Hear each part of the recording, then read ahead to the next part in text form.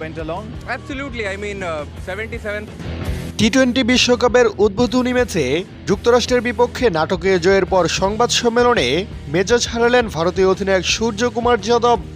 পাকিস্তানের খেলতে না চাওয়া এবং বাংলাদেশের বিশ্বকাপ প্রসঙ্গে সোজাসাপটা কথা বলেছেন এই বিধ্বংসী ব্যাটার। কি এমন বললেন তিনি? দর্শক, বিস্তারিত জানতে পুরো ভিডিওটি শেষ পর্যন্ত দেখুন। মুম্বাইয়ের ওয়াংখেড়ে স্টেডিয়ামে টসে হেরে আগে ব্যাটিংয়ে নেমে চরম বিপর্যয়ে পড়েছিল ভারত।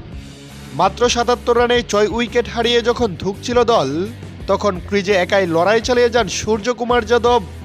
তার বিধ্বংসী ৮৪ রানের ইনিংসে ভর করেই নির্ধারিত ২০ ওভারে ভারত ৯ উইকেট হারিয়ে ১৬১ রানের চ্যালেঞ্জিং পুঁজি সংগ্রহ করে। জবাবে ১৬২ রানের লক্ষ্যে খেলতে নেমে ভারতীয় বোলারদের তুপের মুখে পড়ে যুক্তরাষ্ট্র। শেষ পর্যন্ত ২০ ওভারে ৮ উইকেট হারিয়ে ১৩২ রানেই থেমে যায় তাদের ইনিংস।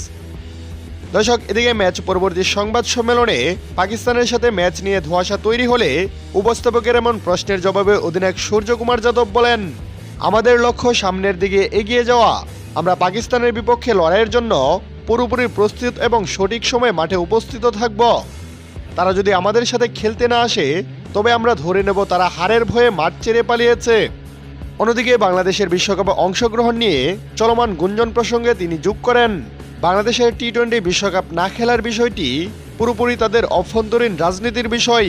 এটি একটি সরকারি সিদ্ধান্ত জানিয়ে আমার মন্তব্য করা সমীচীন নয়।